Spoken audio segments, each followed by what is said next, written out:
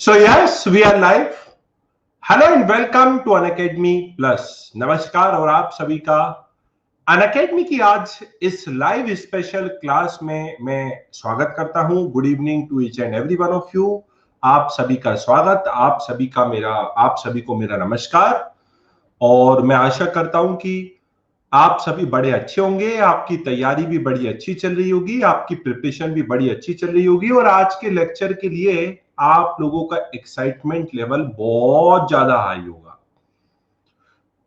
तो जैसा कि आपको पता है कि मैंने एक सीरीज चालू की है, I have started a series, और उस सीरीज में मैं आप लोगों को इंडियन और वर्ल्ड हिस्ट्री में पूछे गए प्रीवियस ईयर क्वेश्चंस के ऊपर डिस्कशन आप लोगों के साथ में कर रहा हूं। उसी सीरीज का आज पार्ट 2 है, जिसमें मॉडर्न हिस्ट्री के प्रीलिम्स में पूछे गए प्रीवियस ईयर क्वेश्चंस के बारे में हम डिस्कशन करेंगे। कल का सेशन आप में से किस किस ने अटेंड किया था? किस किस ने अटेंड किया था कल का? कल के सेशन में तो बड़ा मजा आया होगा आप लोगों को, वैसे ही आज के सेशन में भी मजा आएगा। अच्छा, कल का सेशन यदि आपने अटेंड नहीं किया है तो ऐसा नहीं कि आज का लेक्चर आपको समझ में नहीं आएगा। अरे भाई, बिल्कुल आज का लेक्चर भी आपको समझ में आएगा। आज के लेक्चर को भी उतना ही इंटरेस्टिंग बनाने की हम कोशिश करेंगे। तो यदि आपने कल का सेशन अटेंड नहीं किया है तो भी आप आज के सेशन के साथ जस्टिस कर पाएंगे। मित्रों, जैसा कि आप सभी को जानकारी होगी और जिन लोगों को इसके बारे में जानकारी नहीं है उन्हें मैं बता दूं, प्रीवियस ईयर क्वेश्चंस को करना बहुत ज्यादा इंपॉर्टेंट होता है जब आप यूपीएससी जैसे बड़े एग्जाम की तैयारी की बात करते हो। क्योंकि अब तो आपका प्रीलिम्स का एग्जाम भी पोस्टपोन हो चुका है। जो आपका 31 मई को एग्जाम होना था वो अब 4 अक्टूबर को होगा। लगभग 4 महीने का समय आपके पास मोटे मोटे तौर पर है। तो इन 4 महीने में आपकी प्रिपरेशन ऑन द ट्रैक चले, या आप अगले साल भी पेपर को दे रहे हो तो भी आप लोगों को प्रीवियस ईयर क्वेश्चंस को यूपीएससी के देखना चाहिए। कम से कम पिछले 5 वर्षों के तो आपको देखना चाहिए। इस कोर्स में मैं कभी मॉडर्न हिस्ट्री के, कभी मिडिवल और एंशिएंट हिस्ट्री के, कभी वर्ल्ड हिस्ट्री के प्रीवियस ईयर क्वेश्चंस आपके साथ में डिस्कस करूंगा। पिछले वर्षों के क्वेश्चंस की मैं आपके साथ चर्चा करूंगा। आज का लेक्चर डेडिकेटेड रहेगा आधुनिक भारत के इतिहास के प्रीवियस ईयर क्वेश्चंस को देखने के ऊपर। कल मैं एक और लेक्चर कंडक्ट करूंगा। रोज आपके 7 बजे सेशन होने वाले हैं। रोज आपके 7 बजे नहीं, मैंने आपको प्लस क्लास का टाइम बता दिया और उसका भी 6 बजे। रोज आपके 8:30 बजे लेक्चर कंडक्ट होंगे। कल मैं एंशिएंट और मिडिवल हिस्ट्री के प्रीवियस ईयर क्वेश्चन की बात करूंगा आपसे। एंशिएंट हिस्ट्री, मिडिवल हिस्ट्री के क्वेश्चंस की बात करूंगा आपसे। और आज मैं आपसे आधुनिक भारत के इतिहास के प्रीवियस ईयर क्वेश्चंस के ऊपर चर्चा करूंगा। तो क्या आप सभी लोग तैयार हो? आज के लेक्चर की मैं शुरुआत करूं, बड़ा मजा आने वाला है भाई आज। क्या आप सभी लोग तैयार हो? Can we get started with the session? क्या आप सभी लोग तैयार हो मित्रों? Very good, very good, very good, बहुत बढ़िया, बहुत बढ़िया, बहुत बढ़िया, very good, very good. So let us get started with the session. और जब मैं अपनी बात को बोलना चालू करूं, आप लोग कमेंट सेक्शन में थोड़ी देर के लिए डीएक्टिवेट हो जाइएगा, ताकि मैं जो बात बोल रहा हूं उस बात को आप लोग समझ पाए। एक एक करके हम प्रीवियस ईयर क्वेश्चंस को सॉल्व करेंगे।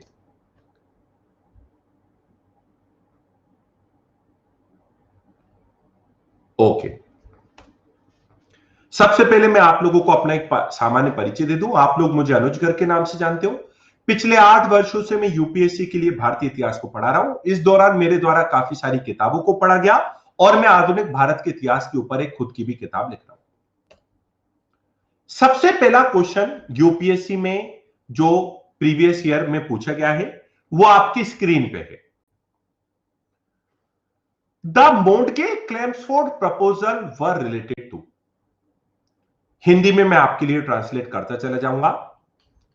1919 में मित्रों ब्रिटिश के द्वारा भारत में कुछ सुधार लाए गए थे। 1919 में ब्रिटिश भारत में मोंटगे क्लेम्सफोर्ड सुधार को लाते हैं। ये किससे संबंधित थे? क्या ये सामाजिक सुधार थे? क्या ये एजुकेशनल रिफॉर्म शैक्षणिक सुधार था? क्या ये पुलिस प्रशासन में सुधार था? या ये कॉन्स्टिट्यूशनल रिफॉर्म था? या ये संवैधानिक सुधार था? मित्रों आप लोगों को मैं बता दूं कि मोंटगे क्लेम्सफोर्ड रिफॉर्म एक कॉन्स्टिट्यूशनल रिफॉर्म था, एक संवैधानिक सुधार था। यह एक कॉन्स्टिट्यूशनल रिफॉर्म था। यूपीएससी में अगर आप पिछले वर्षों के पेपर में देखोगे तो उन्होंने लगातार बेसिस पर ब्रिटिश के द्वारा भारत में जो एक्ट, ब्रिटिश के द्वारा जो भारत में कानून लाए गए हैं उनके ऊपर प्रश्न पूछा है। कभी वो 1919 के एक्ट की बात आपसे कर लेते हैं, कभी वो 1833 के चार्टर एक्ट की आपसे बात कर लेते हैं, और कभी वो 1813 के चार्टर एक्ट की बात कर लेते हैं। जैसे कि यूपीएससी 2019 में पिछले साल जो पेपर हुआ था उसमें 1813 के चार्टर एक्ट से संबंधित प्रश्न था। कभी वो 1909 के Morley Minto reform, Morley Minto सुधार से जुड़ा प्रश्न आपसे पूछ लेते हैं। पिछले 10 सालों में यूपीएससी में 12 क्वेश्चन ऐसे हैं जो ब्रिटिश ने कानून भारत में इंट्रोड्यूस किए वहां से पूछे गए। पिछले 10 सालों में 12 क्वेश्चन, हर साल एक ना एक क्वेश्चन आ रहा है। मतलब आप लोगों को यह समझना है कि ब्रिटिश ने भारत पर राज करने के क्रम में काफी सारे कानूनों को इंट्रोड्यूस किया।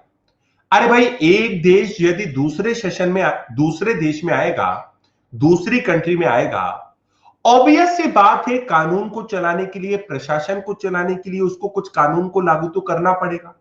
तो ब्रिटिश समय में भारत में कई सारे एक्ट, कई सारे कानून आए। उनमें से एक था मोंटगे क्लेम्सफोर्ड सुधार, मोंटगे क्लेम्सफोर्ड रिफॉर्म। ये कब आया था? 1919 में आया था। ये किस चीज से जुड़ा था? Constitutional reform. और इसके पहले का इतिहास मैं आपको बता दूं, मोंटगे क्लेम्सफोर्ड सुधार की जहां तक बात है तो ब्रिटिश ने 1917 में, 1917 में वर्ल्ड वॉर 1 जब भारत में चल रहा था उस दौरान ब्रिटिश ने एक अगस्त डिक्लेरेशन की थी, एक अगस्त घोषणा की थी। अगस्त घोषणा का मकसद था वर्ल्ड वॉर 1 में भारतीयों के सपोर्ट को प्राप्त किया जा सके, वर्ल्ड वॉर 1 में भारतीयों के सपोर्ट को प्राप्त किया जा सके। तो कोई भी आपसे पूछे कि अगस्त डिक्लेरेशन ब्रिटिश 1917 में विश्व युद्ध प्रथम के दौरान क्यों लाए थे, तो आप लोग उसका उत्तर देते हुए बोल दीजिएगा ब्रिटिश वर्ल्ड वॉर 1 के दौरान अगस्त घोषणा इसलिए लाते ताकि भारतीयों को सपोर्ट प्राप्त किया जा सके, वर्ल्ड वॉर 1 में भारतीयों के सपोर्ट को, सहयोग को प्राप्त किया जा सके। ब्रिटिश इतने भोले मानस तो है नहीं कि ब्रिटिश भारत में सुधारों को लाने की बात करें जब तक उनका कोई हित ना छुपा हुआ हो। तो इन्होंने भारत को झांसा देने का प्रयास किया, भारत को एक लॉलीपॉप देने की कोशिश की कि अगर आपने हमारा वर्ल्ड वॉर 1 के दौरान साथ दिया तो हम आपको बहुत सारे रिलैक्सेशन वर्ल्ड वॉर 1 के एंड होने के बाद देंगे। और मोंटगे क्लेम्सफोर्ड प्रपोजल इसलिए लाए गए थे, और मोंटगे क्लेम्सफोर्ड प्रपोजल में क्या था? संवैधानिक सुधार की बात की गई थी, कॉन्स्टिट्यूशनल रिफॉर्म की बात की गई थी। और देखिए दोस्तों मैं आपको बता दूं, ब्रिटिश ने ना केवल भारत में भारतीयों का सपोर्ट लिया, भारत में तो उनको भारतीयों का सपोर्ट जरूरी था, जैसा कि किसानों से टैक्स कलेक्ट करने के लिए उन्होंने एक जमींदारी क्लास को अपॉइंट किया। जमींदारों की मदद से वो भारतीयों से क्या करा करते थे? टैक्स लिया करते थे। दूसरी तरफ अगर आप बोलो तो उन्होंने वेस्टर्न एजुकेशन को भारत में इसलिए इंट्रोड्यूस किया था, पश्चिमी शिक्षा को भारत में इसलिए लागू किया था ताकि वे एक ऐसी क्लास को डेवलप कर पाए जो उनकी मदद करे प्रशासन में। तो बिना भारत की मदद से भारत में ब्रिटिश शासन कर ही नहीं सकते थे। अगर आप लोग बात करें 1857 की क्रांति में, 1857 की क्रांति में सेना ने विरोध किया ब्रिटिश का, सेना ने ब्रिटिश के खिलाफ एक क्रांति कर दी। ठीक है भाई, ये समझ में आती है बात कि सेना ने ब्रिटिश के खिलाफ एक क्रांति कर दी। लेकिन जिस सेना ने ब्रिटिश के खिलाफ क्रांति करी थी, वो सेना ब्रिटिश के लिए भी तो काम कर रही थी ना पहले। तो बिना भारतीयों की मदद से ब्रिटिश भारत में शासन चला ही नहीं सकते थे। ना केवल भारतीयों का सपोर्ट उनको भारत में चाहिए था, बल्कि ब्रिटिश को भारत का सपोर्ट एशिया की राजनीति के अंदर भी चाहिए था। एशिया की राजनीति के अंदर भी चाहिए था। उदाहरण के लिए मैं आपको वर्ल्ड वॉर सेकेंड की बात बताता हूं। वर्ल्ड वॉर सेकेंड में 1942 में 1942 में भारत में क्रिप्स मिशन आता है, और यह क्रिप्स मिशन भारत को डोमिनियन स्टेटस देने की बात करता है। डोमिनियन स्टेटस देने की बात करता है। अब डोमिनियन स्टेटस भारत बहुत समय पहले मांगता था। 1929 में तो भारत पूर्ण स्वराज का नारा दे चुका था, याद है आपको? लाहौर रेजोल्यूशन हुआ था 1929 में, भारत ने पूर्ण स्वराज का नारा दे दिया था। साइमन कमीशन से लोग बड़ा नाराज थे। 1927 में जो साइमन कमीशन आया था, उस साइमन कमीशन में एक भी व्यक्ति भारतीय नहीं था सर। साइमन कमीशन में 60 मेंबर थे, सातों के सातों ब्रिटिश थे, उसमें एक भी मेंबर भारतीय नहीं था। लोग बागों को बहुत ज्यादा इससे झटका लगा और 1929 में उन्होंने पूर्ण स्वराज का नारा दे दिया। अब जब 1929 में ही लोगों ने पूर्ण स्वराज का नारा दे दिया, तो भला वो डोमिनियन स्टेटस कैसे मानते? उनकी डोमिनेंट स्टेटस पे कैसे सहमति हो सकती थी? तो जब क्रिप्स मिशन का झांसा ब्रिटेन ने भारत को दिया, तो भारत को यह झांसा रास नहीं आया।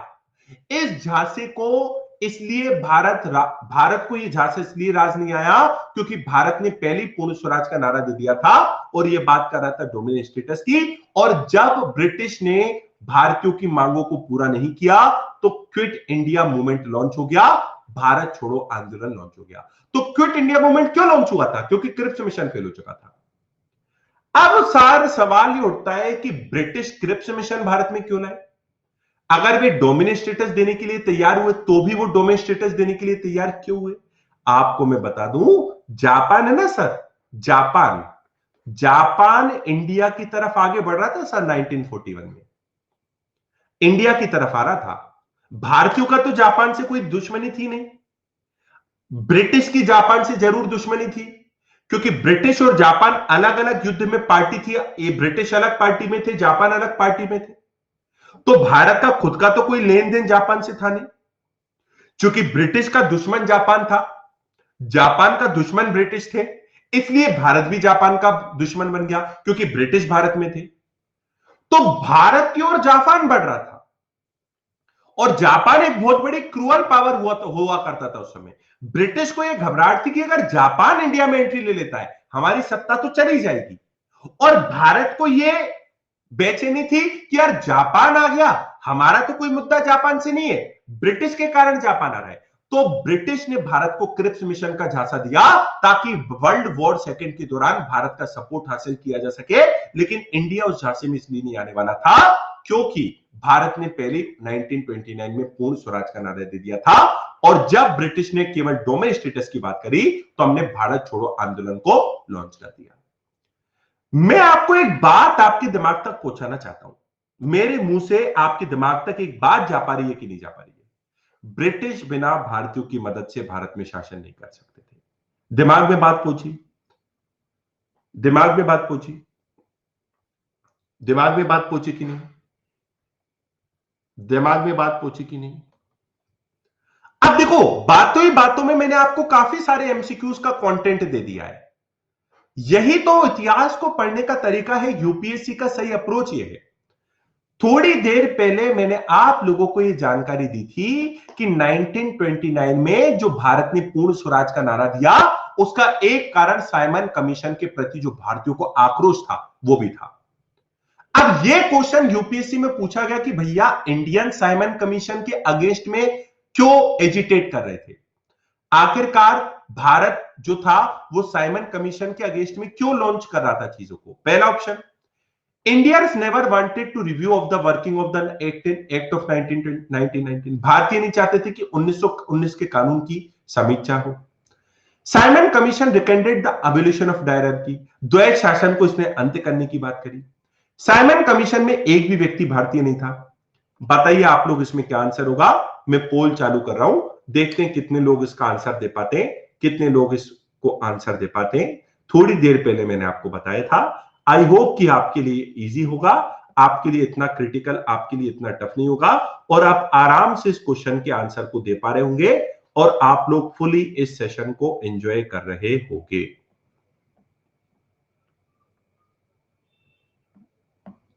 अब ये ईयर्स तो आज के सेशन में मैं लिख के नहीं लाया हूं, लेकिन अगले लेक्चर में मैं ईयर्स भी आपके उसमें लिख के लाने लगूंगा। काफी सारे लोगों ने ऐसे किया है, सिंपल क्वेश्चन था, यूपीएससी में पूछे गए। एक और क्वेश्चन मैं आपसे पूछना चाहूंगा, क्विट इंडिया मूवमेंट क्यों लॉन्च किया गया था?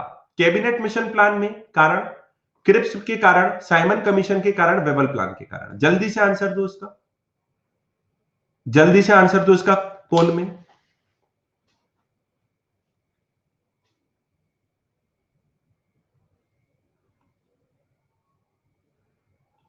समझ पा रहे हो मेरे इतिहास पढ़ाने का तरीका क्या है?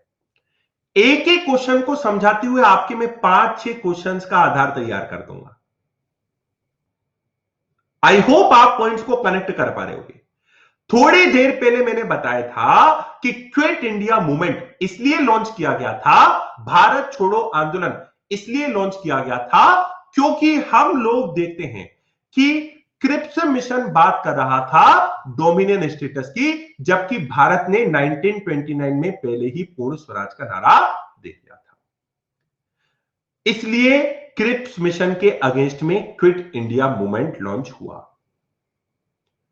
एक और बात मित्रों मैं आपको बता दूं, एक बात आप विशेष रूप से ध्यान रखना, गांधी जी के जितने भी आंदोलन भारत में लड़े गए ये यूपीएससी के फेवरेट है सर।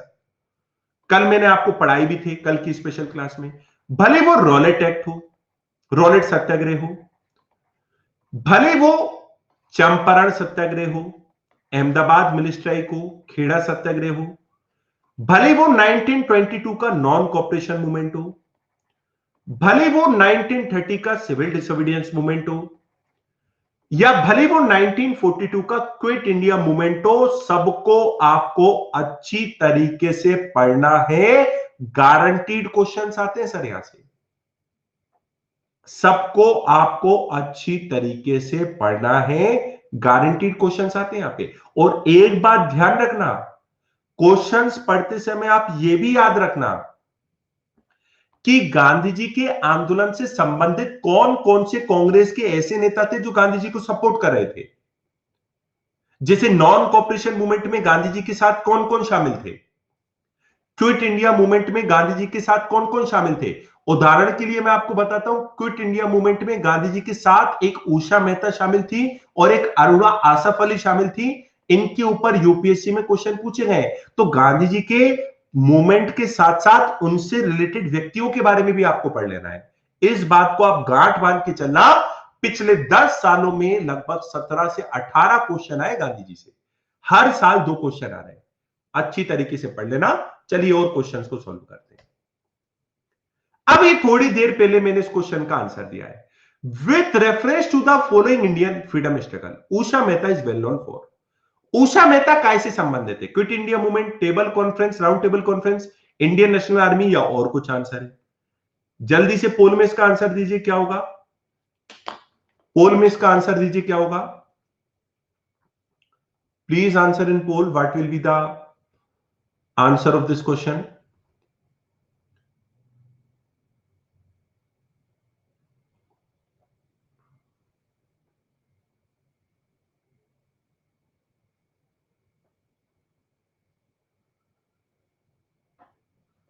एक क्वेश्चन से दूसरे क्वेश्चन का आधार कैसे बनता है आप लोग समझ पा रहे होंगे, और यूपीएससी की तैयारी करने का तरीका ही यही है।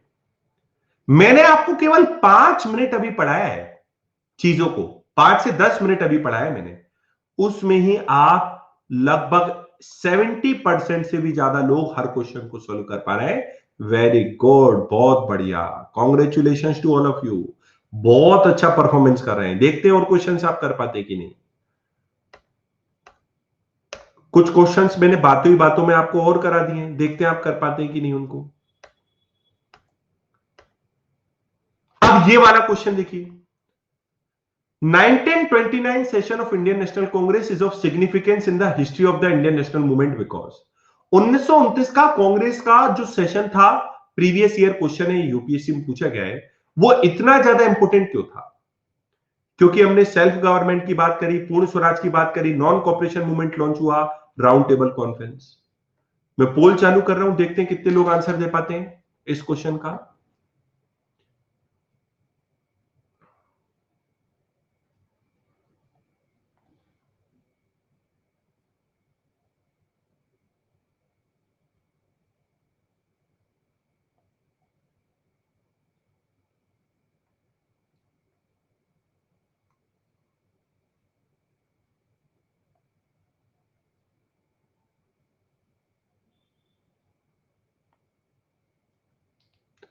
वेरी गुड, बहुत बढ़िया, वेरी गुड, बहुत बढ़िया। 70% से भी ज्यादा बच्चों ने इस प्रश्न के उत्तर को सही दिया है। Congratulations to all of you, very good, very good. मजा आ रहा है कि नहीं आज के लेक्चर में? तो फिर मैं आगे बढ़ूं भाई।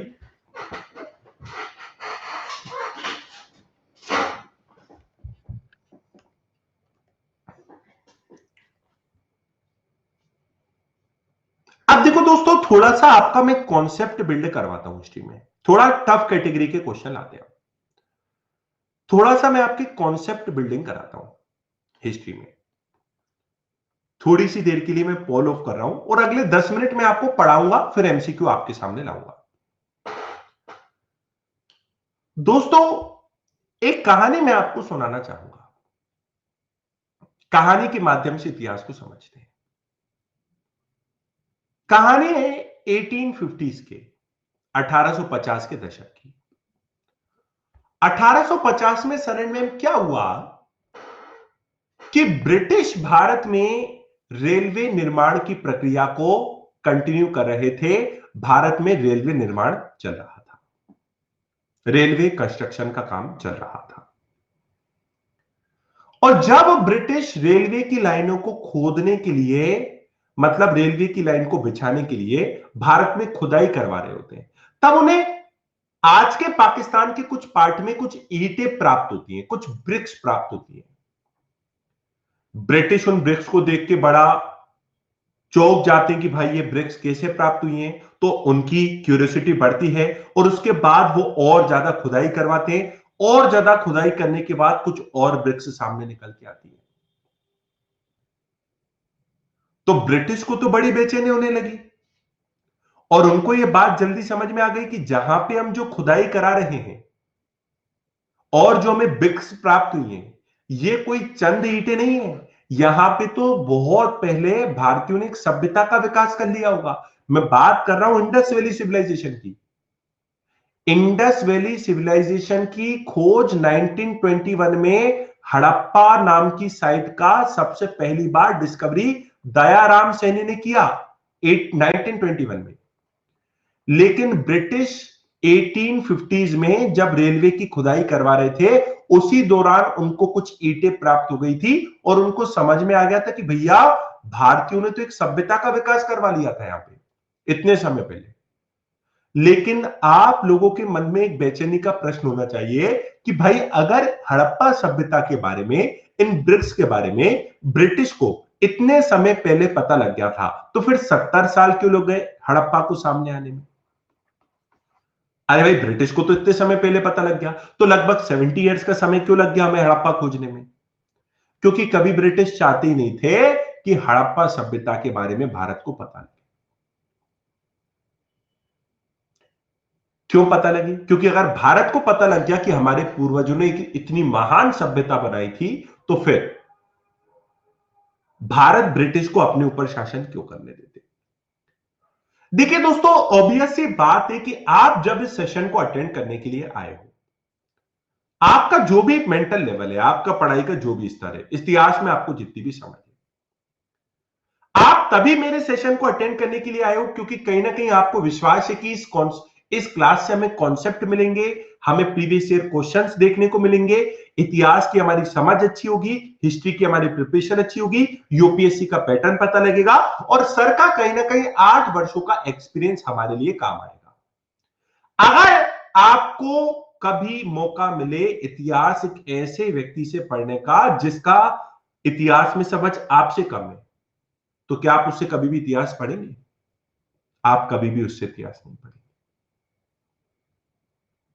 उसी तरीके से अगर हड़प्पा सभ्यता के बारे में भारतीयों को पता लग जाता और भारतीयों को यह पता लग जाता हमारे पूर्वज जितने महान थे 3-4-5 हजार साल पहले, जिन्होंने इतनी बड़ी सभ्यता का निर्माण कर लिया था जिसमें पक्की ईंटों से लोगों के मकान बने थे सर, बेक्ड ब्रिक्स से लोगों के मकान बने थे, तो भला भारतीयों को भारत ब्रिटिशों को अपने ऊपर शासन कैसे करने देते? और आप लोग सोचो यार, अगर ये बात 1857 की क्रांति से पहले भारतीयों को पता लग जाती तो फिर तो ब्रिटिश की क्या गत होता भारत में पता ही नहीं उस बात का। तो लेकिन ब्रिटिश ने इस बात को दबा दिया, क्योंकि एक देश दूसरे देश पे तभी शासन कर सकता है, तभी रूल कर सकता है जब वे अपने आप को महान और दूसरे देश को कमजोर बताए। ब्रिटिश ने भारत को महान ना सिद्ध हो, भारत कहीं महान ना बन जाए, लोगों को पता ना लग जाए हमारे पूर्वज इतने महान थे, इसलिए इस बात को वहीं के वहीं दफना दिया।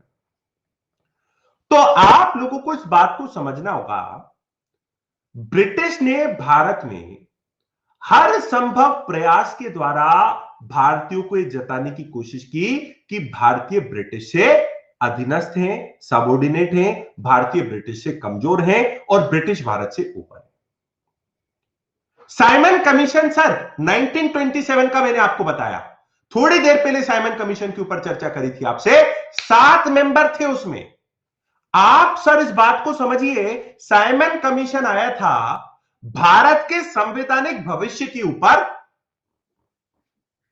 उसको निर्णय लेना था, इंडिया के कॉन्स्टिट्यूशनल फ्यूचर के ऊपर उसको निर्णय लेना था सर, उसको डिसाइड करना था कि भारत में आगे चल के कॉन्स्टिट्यूशन कैसा होगा।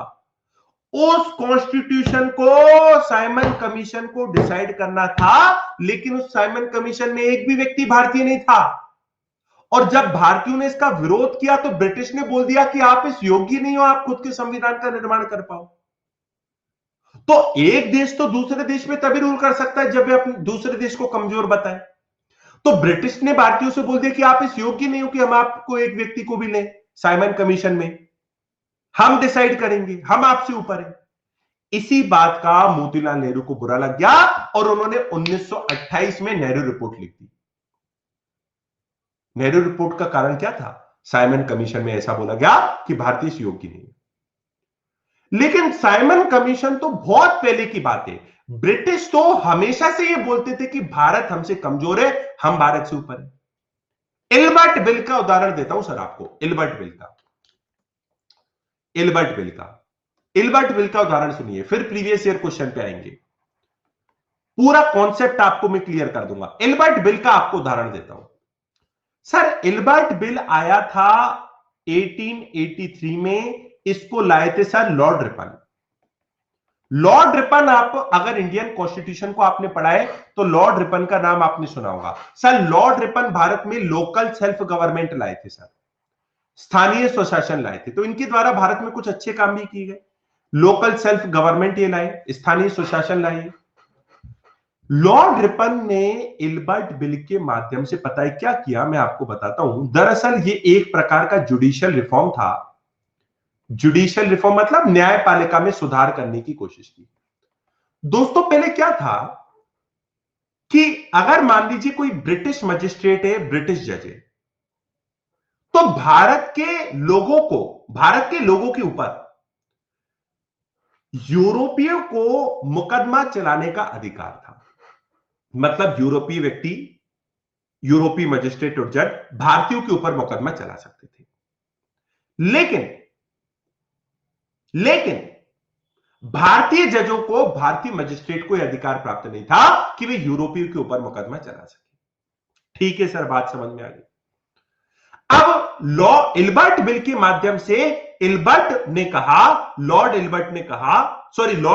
रिपन ने कहा कि हम इल्बर्ट बिल को लाके न्यायपालिका में सुधार लाना चाहते हैं और जिस तरीके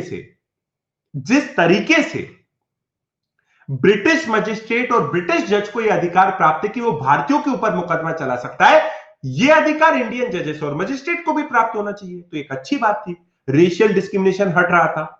जो नस्ली भेदभाव भारत से ब्रिटिश करते थे कि भारत को नीचा बताते थे और खुद को महान बताते थे, हट रहा था ये। लेकिन इसमें क्या हो गया, थोड़ी सी प्रॉब्लम हो गई।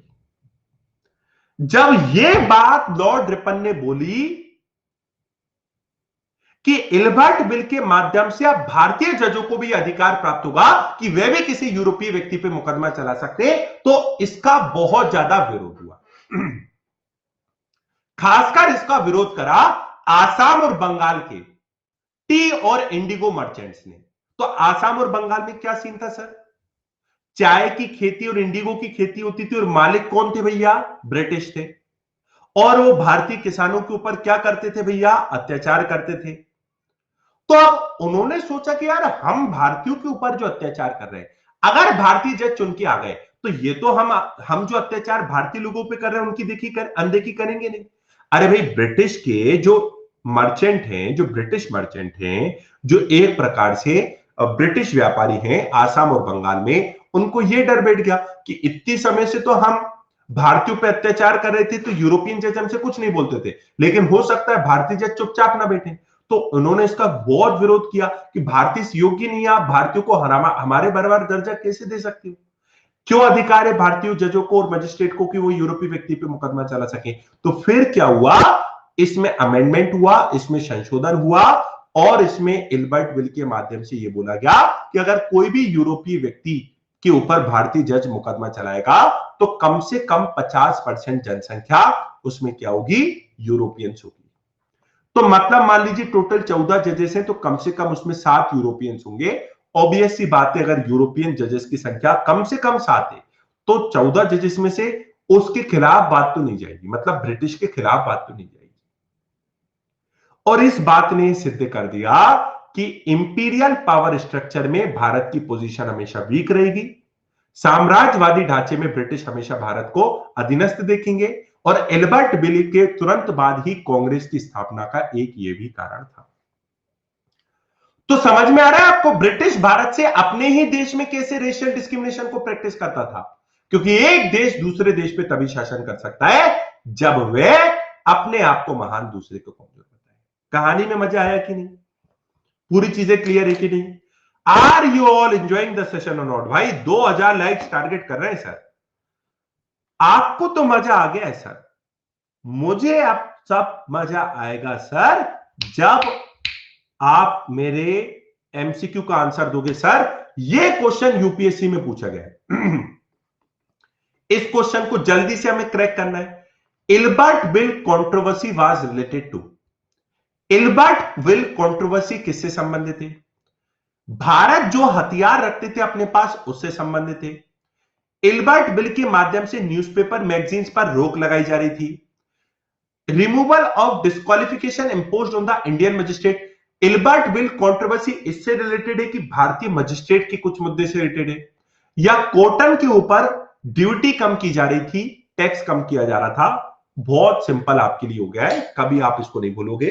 पोल में आप लोग आंसर दीजिए, ये बहुत सिंपल आपके लिए हो गया है, बहुत सिंपल आपके लिए हो गया है। कहानी के माध्यम से इतिहास आपके लिए काफी ज्यादा सिंपल हो जाता है।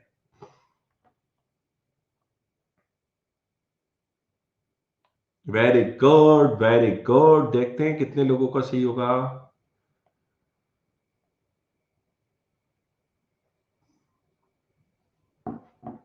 बहुत बढ़िया, बहुत बढ़िया, बहुत बढ़िया। 88% लोगों ने इस क्वेश्चन के आंसर को सही किया है और काफी सारे लोगों के तो 5 के 5 में सही है भैया। बिल्कुल सही बात है, बिल्कुल सही बात है। वेरी गुड, बहुत बढ़िया परफॉर्मेंस है भाई, बहुत बढ़िया परफॉर्मेंस है। इसी तरीके से लगे रहो, एक एक क्वेश्चन को सॉल्व करते रहो। अरे भैया कहीं मत जाना, अभी तो और मेहनत करनी है। यूपीएससी की परीक्षा ऐसी थोड़ी ना निकाली जाती है भैया, मेहनत करना पड़ती है, तपस्या करना पड़ती है। मेरे प्रिय साथियों, आगे की तपस्या के लिए तैयार हो? आगे बढ़ जाए कि नहीं? जल्दी से बताओ जरा यार। अगले एमसीक्यूज पे आए, और पढ़ाऊंगा थ्योरी, चिंता मत करो, कॉन्सेप्ट और क्लियर करेंगे आपके। काहे की चिंता में हूं तो सही आपके साथ। Very good, very good. चलिए आगे बढ़ते हैं, आगे बढ़ते हैं। अब और कॉन्सेप्ट मैं आपको क्लियर करता हूं, कुछ और एमसीक्यूज पे आने से पहले कुछ और एमसीक्यूज आपको मैं क्लियर करता हूं। सबसे पहले आप लोगों को मैं ये चार्ट दिखाना चाहता हूं। इस चार्ट को आप लोग गौर से देखिए। आप लोग इसमें बेचैन मत हुई। चलिए इस चार्ट पे थोड़ी देर बाद आएंगे। सबसे पहले मैं आपको थ्योरी पढ़ा देता हूं। मैं चैट सेक्शन को ऑफ कर रहा हूं, मैं दोबारा ऑन कर दूंगा, आप अपने प्रश्नों को पूछ पाएंगे। लेकिन थोड़ी देर के लिए मैं आप लोगों को पहले कॉन्सेप्ट बता देता हूं। भैया लगभग 500 लोग इस क्लास को लाइव देख रहे हैं। वेरी गुड, बहुत बढ़िया। रोज आना है 8:30 बजे इसी तरीके से ना। 8:30 बजे डेली चलेगी क्लास, है ना। कल हम चर्चा करेंगे मिडिवल हिस्ट्री के बारे में, तो रोज आपको आना है। चलिए आगे बढ़ते हैं। एक और कहानी सुनाता हूं जिसे रेलवे की सुनाई थी। मित्रों, एक प्रश्न मेरे मन में, आपके मन में भी आता होगा इतिहास को पढ़ते समय, कि आखिरकार ब्रिटिश भारत में इतने लंबे समय तक क्यों रहे भाई? अरे भाई, लगभग तो मोटे मोटे तौर पे ब्रिटिश भारत में 350 साल रहे ना यार। 1600 के आसपास आए थे, 1947 में गए, इतने लंबे पीरियड रहे। पहले क्यों नहीं चले गए वो? 1857 के रिवोल्ट में हमने ब्रिटिश सरकार की जड़ों को भारत में ला दिया था, तब क्यों नहीं चले गए ब्रिटिश? क्यों रुके इतने सालों, 90 सालों? और सेकेंड वर्ल्ड वॉर के बाद ब्रिटिश चले गए। 1945 में सेकेंड वर्ल्ड वॉर एंड हुआ, उसके 2 साल बाद चलो चले गए। ऐसा क्यों हुआ? फर्स्ट वर्ल्ड वॉर, अरे भैया, अगर ब्रिटिश को वर्ल्ड वॉर के बाद जाना ही था तो फर्स्ट वर्ल्ड वॉर के बाद चले जाते। 1919 में वर्ल्ड वॉर में एंड हुआ, उसके 2 साल बाद 1921 में चले जाते। वर्ल्ड वॉर सेकेंड के बाद ही क्यों गए? और सर आपको मैं बता दूं, एक अंदर की जानकारी दे दूं मैं आपको, एक अंदर की बात मैं आपको बता दूं इतिहास की। एक ब्रिटिश अधिकारी ने तो यह तक कह दिया था, एक ब्रिटिश ऑफिसर ने तो यह तक कह दिया था, any further continuation of the British rule in India after world war two will be counterproductive for them. कि अगर वर्ल्ड वॉर सेकेंड के बाद ब्रिटिश रूल भारत में जारी रहा तो उसका कोई औचित्य नहीं होगा, उसका कोई मतलब ही नहीं होगा, ब्रिटिश को तो चले ही जाना चाहिए। इन सब का कारण क्या है यार? इन सब का रीजन क्या है? क्यों वो इतने सालों तक रहे? क्यों वो 1857 के बाद नहीं गए? क्यों वो सेकेंड वर्ल्ड वॉर के बाद चले गए? अंदर की बात यह है कि सेकेंड वर्ल्ड वॉर के बाद इंडिया है ना, वो ब्रिटेन के लिए प्रॉफिटेबल देश नहीं बचा था सर। भारत ब्रिटेन के लिए प्रॉफिटेबल देश नहीं बचा था। लंदन जो है ना sir, London London London London, वो सर भारत का कर्जदार बन गया था सर। आप सोचो, एक ऐसा देश जिसने ब्रिटेन की औद्योगिक क्रांति को स्पॉन्सर किया है सर। भारत से रॉ मटेरियल जाया करते थे, तब ब्रिटेन में फैक्ट्रीज में माल बना करता था। तो एक ऐसा देश जिसने ब्रिटेन की औद्योगिक क्रांति को स्पॉन्सर किया है सर। एक ऐसा देश जिसकी जीडीपी लगातार गिरी है, ऑरेंज कलर से देखो, और वेस्टर्न यूरोप की जीडीपी लगातार बढ़ी है सर। इंडिया की जीडीपी गिरने का और वेस्टर्न यूरोप की जीडीपी बढ़ने का समय सर एक ही रहा। भारत से ड्रेन ऑफ वेल्थ होती थी सर। एक ऐसा देश जो ब्रिटेन की औद्योगिक क्रांति को स्पॉन्सर कर रहा है, ब्रिटेन को अमीर बना रहा है, सेकेंड वर्ल्ड वॉर के बाद वो देश ब्रिटेन के लिए प्रॉफिटेबल ही नहीं रहा। अब जब ब्रिटेन के लिए भारत प्रॉफिटेबल ही नहीं रहा था, तो ब्रिटेन का भारत में रुकने से क्या मतलब था? 350 साल ब्रिटिश इसलिए भारत में रहे क्योंकि भारत उनके लिए प्रॉफिटेबल था, लाभदायक था। अरे भाई, उनके लिए कोई दूसरा देश प्रॉफिटेबल रहा होता तो वो वहां जाते। अमेरिका में ब्रिटेन गए क्योंकि प्रॉफिटेबल था, अफ्रीका में गए क्योंकि प्रॉफिटेबल था। खुद खर्चा करके कहीं पे थोड़ी ना जाने वाले थे। आप लोग कहते हैं कि सर ब्रिटेन ने भारत को रेलवेज दिए। सर रेलवेज ब्रिटेन ने भारत को दिए, लेकिन ऐसा नहीं था कि रेलवेज ब्रिटेन ने भारत को फालतू में दिए, ब्रिटिश ने ऐसे ही दे दिए। सर रेलवेज के ऊपर क्या होता था पता है आपको? वो पैसा भारत को रिपे करना था। पहला पॉइंट मैं आपको बता दूं, जो ब्रिटिश ने रेलवे के ऊपर पैसा खर्च करा था, वो पैसा भारत को रिपे करना था। वो एक लोन था और उस पर इंटरेस्ट भी था सर, उस पर इंटरेस्ट भी था। और सर इंटरेस्ट बहुत ज्यादा था, बहुत ज्यादा इंटरेस्ट था। इंटरेस्ट इतना था कि मूलधन छोड़ो, आप प्रिंसिपल अमाउंट छोड़ो, उस इंटरेस्ट से ही रेलवे बन सकते थे। तो ब्रिटिश तो भारत में खुद के प्रॉफिट के लिए थे ना। एक बार जब प्रॉफिटेबल देश इंडिया नहीं रहा उनके लिए, तो भारत से चले गए। क्या मतलब था ब्रिटिश रूल का? गेम समझ में आया है नहीं, दिमाग की बत्ती जली है नहीं। ब्रिटिश रूल इतने समय तक क्यों रहा, इसका मतलब समझ में आया कि नहीं? Are you all enjoying the session और नॉट? एक से एक क्रांतिकारी कॉन्सेप्ट दे रहा हूं मित्रों आपको मैं यार। क्या बात है, क्या बात है, क्या बात है, वेरी गुड। 550 बच्चे, सॉरी अब तो 600 के आसपास इस लाइव क्लास को ऑलरेडी अटेंड कर चुके हैं। बहुत मजा आ रहा है बच्चा, बहुत मजा आ रहा है, बहुत मजा आ रहा है, बहुत मजा आ रहा है। Very good, very good, very good. तो जब सेकेंड वर्ल्ड वॉर के बाद देखो, भारत की आजादी का कारण केवल एक नहीं था। भारत की आजादी के, अरे सर मैं कहां गॉड ऑफ हिस्ट्री हूं, ये तो आप लोगों का प्यार है अब कि आप ये बोलते रहते हैं। अभी तो काफी सारा काम इतिहास में करना बाकी है, और ये गॉड ऑफ हिस्ट्री तो थोड़ा ज्यादा हो गया। और आप लोगों में से कुछ लोग तो ट्विटर पे भी मुझे ट्वीट करके हैशटैग डालते हो। वो तो आप लोगों का सबका सपोर्ट और आप लोगों का वो है जो आपका इसी तरीके से साथ बना रहे तो ज्यादा मजा आता रहेगा। तो सर ऐसा नहीं कि भारत की आजादी के पीछे के कभी और लेक्चर में डिस्कस करेंगे पंकज। और सर मैं आपको एक चीज बता दूं, एक चीज प्लीज, बस 1 मिनट का ब्रेक लेके, कल के लेक्चर के बाद काफी सारे बच्चों ने मुझे हेड डेडिकेट करी थी और बहुत अच्छे अच्छे कमेंट्स आप उसमें कॉम्प्लीमेंट्स आपने लिखे थे। Thank you from the bottom of my heart. मेरे हृदय की गहराइयों से आपको मेरा, आपने तो 3-4 हेड डेडिकेट की थी अपरजीत। आपको पता होगा ना, हेड डेडिकेट करने का ऑप्शन मिलता है 50 मिनट 100 मिनट, तो आप वो डेडिकेट कर सकते हो अपनी भावनाओं को व्यक्त करने के लिए। यार मैं आपके लिए फ्री सेशन चलाता जा रहा हूं 7 दिन लगातार 8:30 बजे। तो सर ऐसा नहीं है कि भारत की आजादी के पीछे के दूसरे कारण नहीं थे सर, वो भी थे, काफी सारे दूसरे कारण भी थे। क्विट इंडिया मूवमेंट भी था, सुभाष चंद्र बोस भी थे, काफी सारे कारण थे सर। अमेरिका का ब्रिटेन के ऊपर प्रेशर भी था सर। लेकिन एक कारण यह भी था, क्या मतलब था ब्रिटेन का भारत में रुकने से? प्रॉफिटेबल देश तो था नहीं इंडिया, पहले लूट चुके थे वो।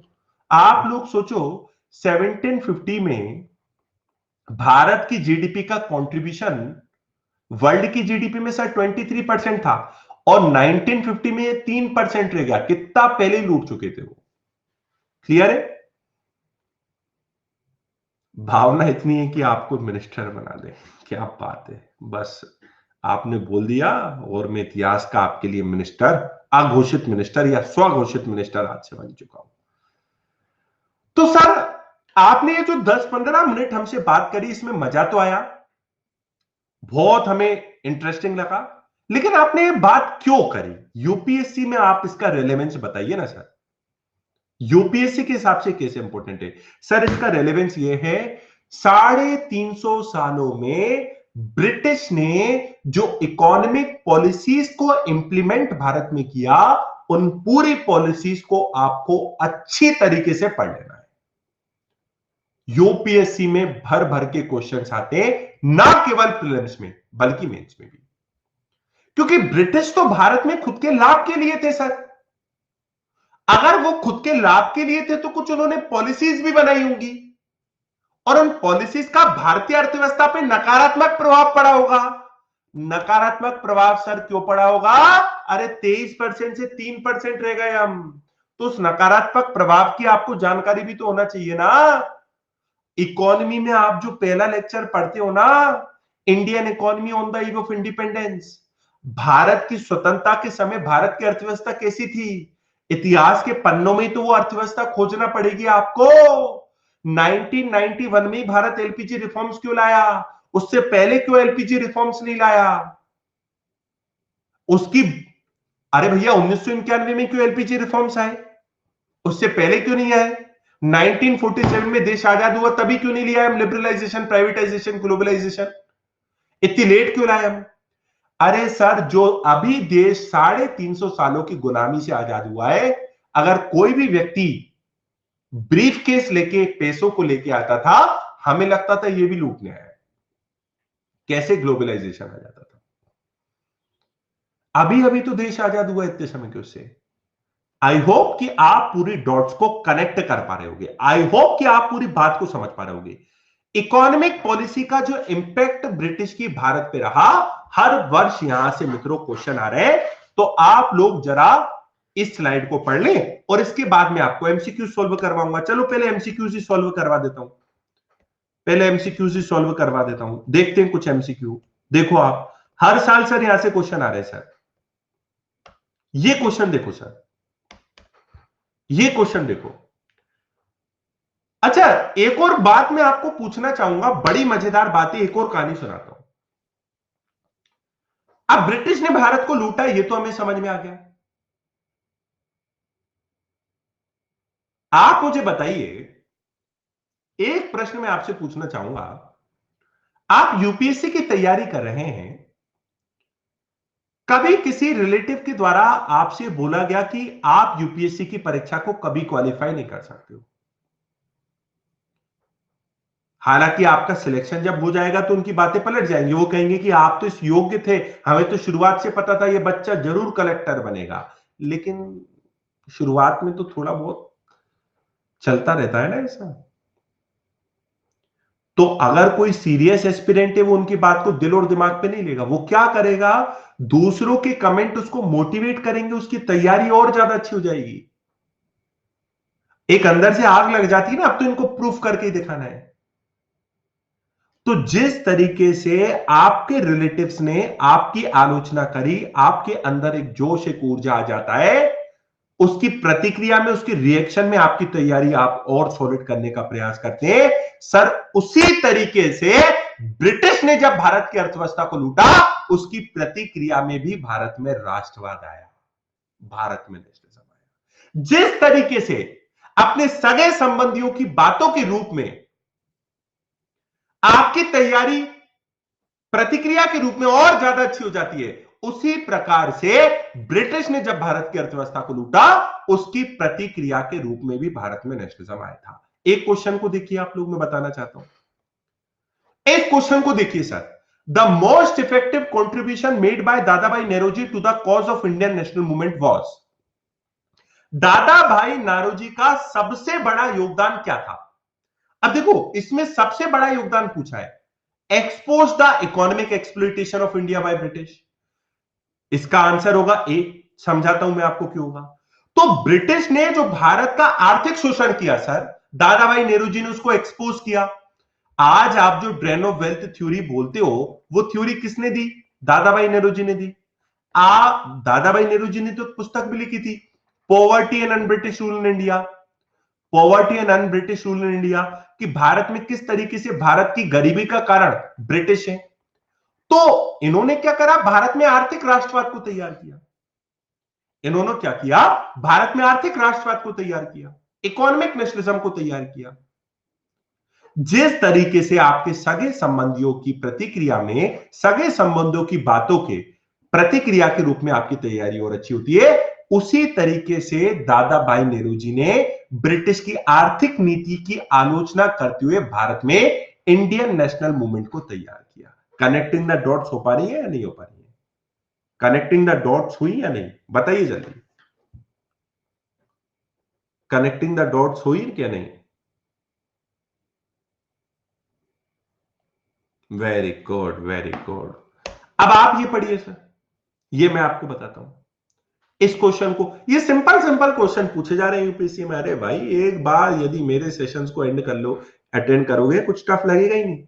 Economically one of the result of the British rule in India in the 19th century was, 19वीं शताब्दी में ब्रिटिश शासन का भारत पर क्या प्रभाव पड़ा?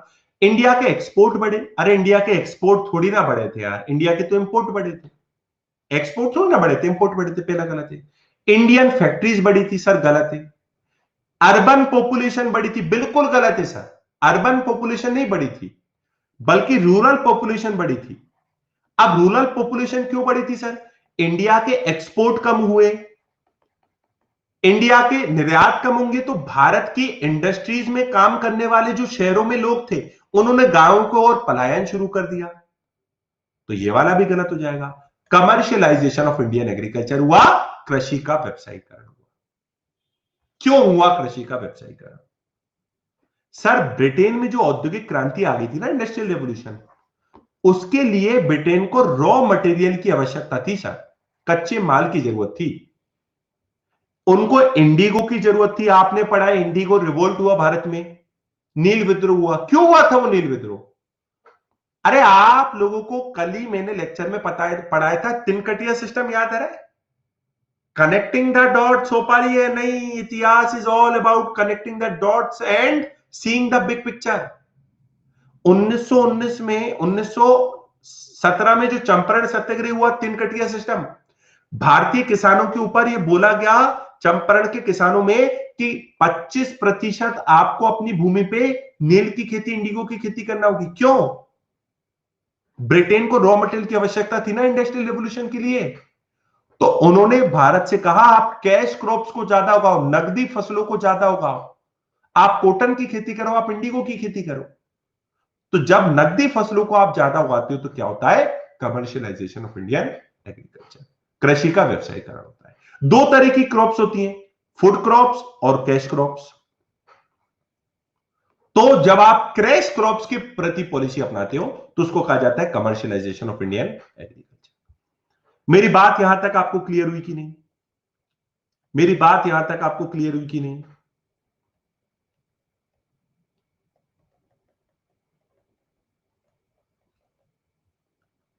सर, अभी बहुत सारे क्वेश्चंस करना बाकी हैं।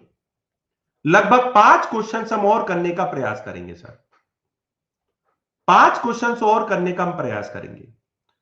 उससे पहले मैं आप लोगों को एक 3 मिनट में छोटी सी जानकारी दे दूं। 3 कॉम्प्रीहेंसिव बैच यूपीएससी के अनअकैडमी पे शुरू हो रहे हैं कल से, 8 जून से। एक बैच में मैं भी हूं, हिस्ट्री पढ़ा रहा हूं आपको, मैं कंप्लीट हिस्ट्री पढ़ा रहा हूं। और बाय द वे, 22 जून से मेरा मिडिवल और एंशिएंट हिस्ट्री के ऊपर एक कॉम्प्रिहेंसिव कोर्स चालू हो रहा है। मिडिवल और एंशिएंट हिस्ट्री के ऊपर 22 जून से। जैनिज्म, बुद्धिज्म, भक्ति सूफी आंदोलन, औरंगजेब की रिलीजियस पॉलिसी, अकबर की क्या अंतर था, दारा शिकोह की कब्र सरकार क्यों खुदवा रही है, इंडस वैली कितने महान थे, अशोक के inscriptions, Jainism, Buddhism, Mahatma Buddha, Mahavir Swami, Prayag प्रशस्ति, समुद्रगुप्त, चाणक्य का अर्थशास्त्र, उसमें क्या क्या कमी है, एक एक टॉपिक क्रिस्टल क्लियर आपका मैं करवा दूंगा। और 8 जून से एक और बैच शुरू हो रहा है मेरा, और 22 जून से मिडिवल और एंशिएंट हिस्ट्री के ऊपर आप अनअकैडमी प्लस पे सब्सक्राइब कर सकते हो, मेरे साथ साथ इंडिया के बेस्ट एजुकेटर से पढ़ने के लिए। फ्री क्लासेस तो आपके लिए आती रहेंगी, लेकिन अगर आप प्लस को सब्सक्राइब करना चाहते हो, कंप्लीट बैचेस में एक तरीके से आप पढ़ना चाहते हो, तो आप बैच को सब्सक्राइब कर सकते हो। और देखो, मेरा modern history, ancient medieval history, world history सब मैं आपको कराऊंगा। हिस्ट्री ऑप्शनल की तैयारी भी मैं कराता हूं।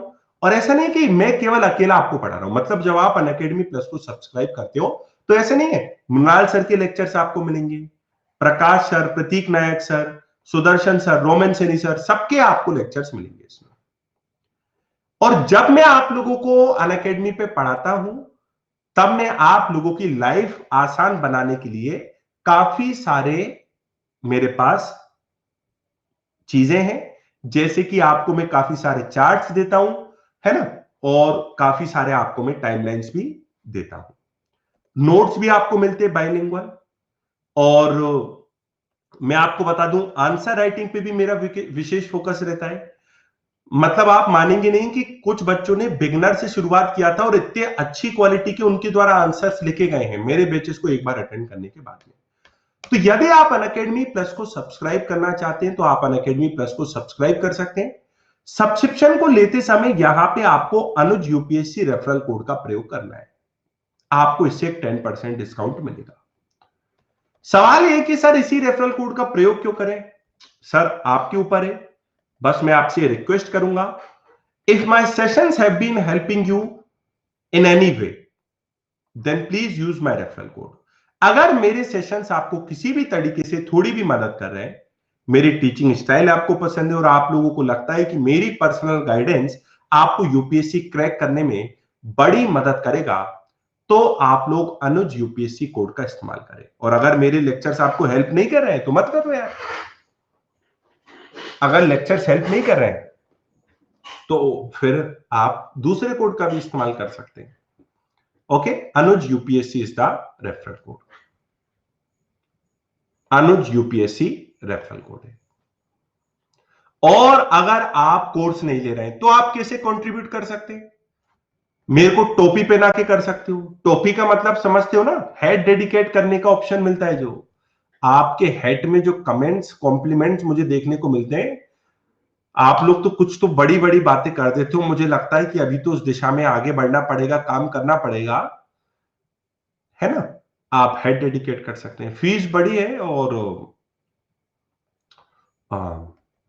इससे आपको एक 10% डिस्काउंट मिल जाएगा अनुज यूपीएससी। तो कौन कौन प्लस को सब्सक्राइब करना चाह रहे हैं, इस रेफरल कोड का प्रयोग भाई जरूर करें। और बाय द वे सर, ये आपका जो टेलीग्राम चैनल का लिंक है ना, यहां पे आपको पूरी फ्री क्लासेस की लिंक मिलती रहेगी। कल की क्लास की लिंक, भविष्य में कोई भी क्लास आई, मैंने कोई नई सीरीज फ्री चालू करी, इस टेलीग्राम चैनल को अभी मत ज्वाइन करना। मैं आपको क्लास की एंड से पहले बता दूंगा, आप जाके ज्वाइन कर लीजिए। अभी तो पढ़ेंगे ना, कहां जा रहे हो अभी यार? इतनी जल्दी थोड़ी ना पीछा छोड़ूंगा यार आपका मैं, इतनी जल्दी पीछा छोड़ दूंगा तो फिर कैसे काम चलेगा यार? यूपीएससी में तो बिठा बिठा के पढ़ाना पड़ता है बच्चों को। थोड़ा क्या है कि ऐसे ही काम चलता है इसमें। चलिए एक और क्वेश्चन को करते हैं सर। ये देखिए, कांग्रेस के प्रेसिडेंट के ऊपर बहुत ज्यादा क्वेश्चन पूछे जाते हैं। कांग्रेस के प्रेसिडेंट के ऊपर बहुत क्वेश्चन आते हैं। अब देखो यार, आप याद रखो, और देखो ऐसे नहीं रटना है यार। ये किसको याद नहीं होगा, 1929 में कांग्रेस की सेशन में स्वराज का, पूर्ण स्वराज का नारा दिया गया। अगर ये सेशन इतना इंपॉर्टेंट है तो आपको पता होना चाहिए जवाहरलाल नेहरू इस समय अध्यक्ष थे। अगर आपको पता है 1906 में कांग्रेस ने स्वराज का नारा दिया, तो पता होना चाहिए दादा भाई नेहरू जी अध्यक्ष थे। कांग्रेस की पहली महिला प्रेसिडेंट कौन थी? सरोजनी नायडू पहली महिला प्रेसिडेंट नहीं थी, पहली भारतीय महिला प्रेसिडेंट थी। अगर पहली भारतीय महिला प्रेसिडेंट पूछा गया होता तो सरोजनी नायडू होता। पहली महिला प्रेसिडेंट एनी परसेंट थी, तो पहला वाला गलत है।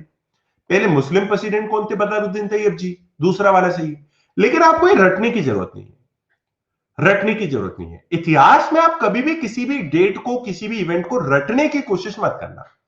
आप लोग बस उसकी थ्योरी को पढ़ते चलो, ऑटोमेटिकली धीरे धीरे आपको वो याद होता चला जाएगा। अब जैसे मैंने कभी भी इतिहास में रटने का प्रयास नहीं किया। 1861 में काउंसिल एक्ट, 1866 में ईस्ट इंडिया एसोसिएशन, 1866 में 1871 में सुरेंद्रनाथ बनर्जी ने आईसीएस की परीक्षा को क्लियर करा और 76 में इंडियन नेशनल एसोसिएशन को फॉर्म किया। 83 में एल्बर्ट बिल आया, 1878 में वर्नाकुलर प्रेस एक्ट आया, 1886 में कांग्रेस का दूसरा सेशन और दादा भाई नेहरू जी, 1891-92 में काउंसिल एक्ट आता है, 1896 में आप लोग देखते हो पूना में प्लेग आता है, 1905 में पार्टीशन ऑफ बंगाल, 1906 में स्वराज का नारा, सूरत की स्प्लिट 1907 में, उसके बाद 1909 में मॉन्यूमेंटो, 1911 में पार्टीशन ऑफ बंगाल एंड होता है, 1914 में तिलक की रिहाई होती है, वर्ल्ड वॉर 1 की शुरुआत होती है, 1915 में गांधी जी की एंट्री 9 तारीख को, 1916 में लखनऊ सेशन होता है, 1917 में अगस्त डिक्लेरेशन होता है, चंपारण सत्याग्रह, 1919 में खिलाफत मूवमेंट, उसके बाद नॉन कॉपरेशन मूवमेंट 22 तक चलता है, 5 फरवरी को चोरा चोरी कांड होता है 1922 में, 23 में स्वराज पार्टी की स्थापना, 25 में एचआरए। कभी रटने का प्रयास नहीं किया है सर। ऑटोमेटिकली आपको वो धीरे धीरे याद हो जाएगा, इस बात को आप मान के चले, बस आगे इतिहास में आप बढ़ते चलो। क्लियर? चलिए एक आध क्वेश्चन को और करते हैं यार। सर ये वाले क्वेश्चंस बहुत आते हैं सर, प्लीज समझ लीजिए। एक बहुत अच्छी टिप दे रहा हूं इतिहास में, और जो मैं बात कर रहा था उसी के ऊपर है। Chronological order, chronological order. अब देखो, मैं आपको यूपीएससी की, मजाक मस्ती बहुत हो गई, एक टिप ले लो आप लोग, है ना। यूपीएससी के लिए एक बहुत बड़ी टिप दे रहा हूं मैं आपको। मेंस की बात मैं करना चाहूंगा, मेंस में इस टिप को सिखाऊंगा भी सही में, लेकिन अभी आपको मैं टिप दे देता हूं। दोस्तों, हिस्ट्री का क्वेश्चन जब भी मेंस में पूछा जाता है तो यार एक बात आप याद रखना, एबीसी फॉर्मूला इतिहास में चलता है। एबीसी फॉर्मूला क्या होता है? मान लो आपसे पूछा गया 1857 की क्रांति के बारे में, तो आपको 1857 की क्रांति से पहले की भी बात करनी होगी और 1857 की क्रांति के बाद की बात भी करनी होगी, दोनों की बात आपको करनी होगी। मान लो आपसे पूछा गया क्विट इंडिया मूवमेंट में, अब क्विट इंडिया मूवमेंट आने के पीछे का कारण क्या था, थोड़ी देर पहले बताया, क्रिप्स मिशन था। और क्विट इंडिया मूवमेंट के बाद क्या हुआ, कांग्रेस के लोगों को गिरफ्तार कर लिया गया। तो इतिहास में जिस भी घटना के बारे में पूछा जाता है उसकी आसपास की घटना के बारे में भी बताना होता है। जैसे बी मेन टॉपिक है तो हमें ए और सी के बारे में भी बताना होता है। तो इतिहास में क्रोनोलॉजिकल ऑर्डर याद रहना बड़ा जरूरी होता है सर, बहुत इंपॉर्टेंट है। प्रीलिम्स में तो क्वेश्चन आते ही है, मेंस में भी इंपॉर्टेंस है इसका। जैसे कि सर आप इसको पढ़ो, रॉयल इंडियन नेवी म्यूटिनी कब हुई थी, चलो मान लेते हैं याद नहीं है, लेकिन 1945 के बाद हुई थी, है ना, 1945 के बाद। Quit India movement 1942, second round table conference 1930-31, जमा लो इसको। सबसे पहले हुआ था थर्ड, तो ये वाला ऑप्शन दोनों तो गलत हो गए, है ना, क्योंकि इसमें थर्ड नहीं आ रहा। फिर क्या हुआ था आपका, थर्ड, सेकंड और one, C is the right answer. C क्या हो जाएगा, करेक्ट आंसर इसमें हो जाएगा।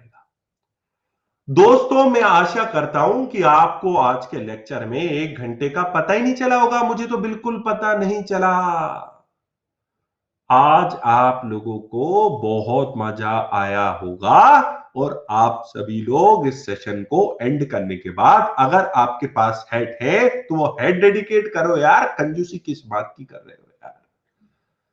और अगर आप लोग मुझे किसी भी तरीके से अपना प्रेम पहुंचाना चाहते हो, अगर आप चाहते हो कि आपको मेरे सेशंस हेल्प कर रहे हैं तो आप इस रेफरल कोड का प्रयोग करें।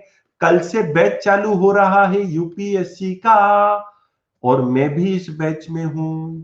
मॉडर्न हिस्ट्री के ऊपर मेरा कोर्स भी चल रहा है ना। तो आप लोग इस रेफरल कोड का प्रयोग करें, अनुज यूपीएससी। इस रेफरल कोड का प्रयोग करने से ऐसा नहीं है दूसरे टीचर्स के कोर्स आपको नहीं मिलेंगे, उनके भी कोर्स आपको मिल जाएंगे, सबके कोर्स आपको मिल जाएंगे। मैं जाऊं उससे पहले 5 मिनट की आपसे सामान्य चर्चा में करना चाहता हूं। बताओ बताओ बताओ, अपनी दिक्कतें खुल के बताइए बताइए बताइए बताइए भैया। सूरत स्प्लिट के बारे में अगले सेशंस में चर्चा कर लेंगे।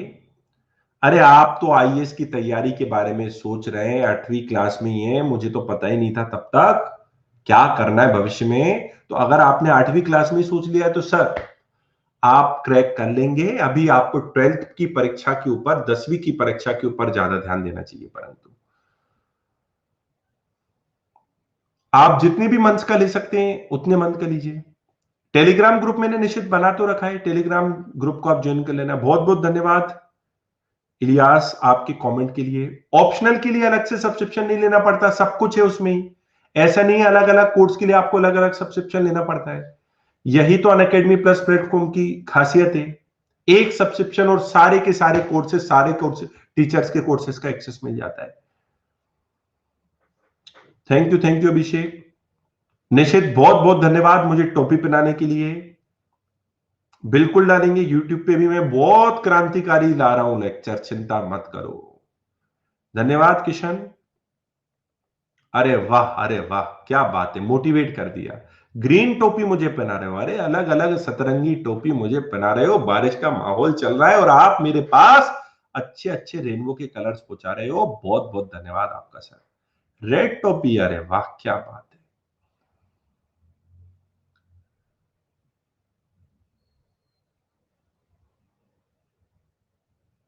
पिंक कैप तो है ही नहीं दीपक यार, कहां से पहनाओगे आप मुझे।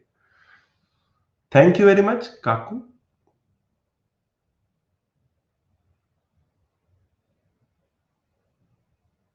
वर्ल्ड हिस्ट्री के ऊपर भी मेरा कोर्स आएगा, बिल्कुल ले सकते हो उज्जवल, अगर आप चाहते हैं तो सब्सक्राइब कर सकते हैं अनअकैडमी को। Thank you very much. बिल्कुल होगा, science optional. God of history, अरे आपकी इन्हीं इन्हीं बातों से तो आप मुझसे एक्स्ट्रा पढ़ाई करवा लेते हो यार, एक्स्ट्रा पढ़वा देते हो आप मुझसे। गॉड ऑफ हिस्ट्री बोल बोल के मेरे ऊपर प्रेशर डाल देते हो कि अब तो और पढ़ना पड़ेगा यार।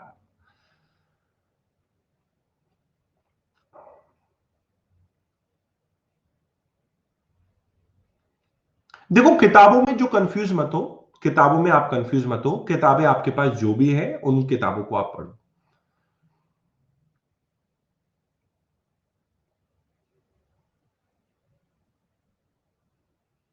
विजार्ड ऑफ हिस्ट्री, क्या बात है, धन्यवाद।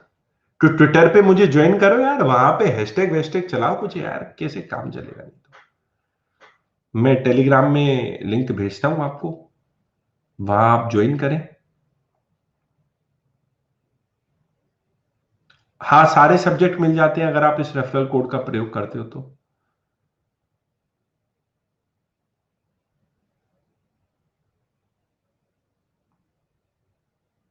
हिस्ट्री गॉड अनुसार हैशटैग बना भी दिया, क्या बात है, क्या बात है। चलिए मैं आपको शेयर करता हूं अपने उसकी लिंक ट्विटर की। चलिए अगले सत्र में, अच्छा ये टेलीग्राम ग्रुप ज्वाइन करना पड़ेगा आपको पहले ना, ये टेलीग्राम ग्रुप ज्वाइन कर लेना है ना। कभी भी कोई फ्री लेक्चर कोई वो आया तो मैं आप लोगों को वहां पे शेयर कर दूंगा उसकी लिंक। और देखो यार, पढ़ाई है ना, मजे करके ही करना चाहिए। अभी मैं आपको बता देता हूं, बाय द वे, मैं पौने 2 घंटे की क्लास मेरी एंड हुई है पौने 8 बजे, 6 बजे से पौने 8 बजे तक चली थी। उसके बाद भी मैं पूरी ऊर्जा के साथ आपको पढ़ाने का प्रयास करता हूं। तो उसी तरीके से आप में भी पूरी ऊर्जा, पूरी मोटिवेशन लेना चाहिए पढ़ने का। यार पढ़ना तो है, हम भले बोर होके पढ़े, भले कैसे भी पढ़े, लेकिन क्यों ना हम इसी तरीके से पढ़े, तो आपको भी मजा आएगा, मुझे भी मजा आएगा। अगले सत्र में फिर मिलते हैं आपसे। बहुत बहुत धन्यवाद। ये रेफरल कोड है अनुज यूपीएससी। धन्यवाद। जय हिंद, जय भारत। अपना ख्याल रखना। कल आ रहे हो ना 8:30 बजे।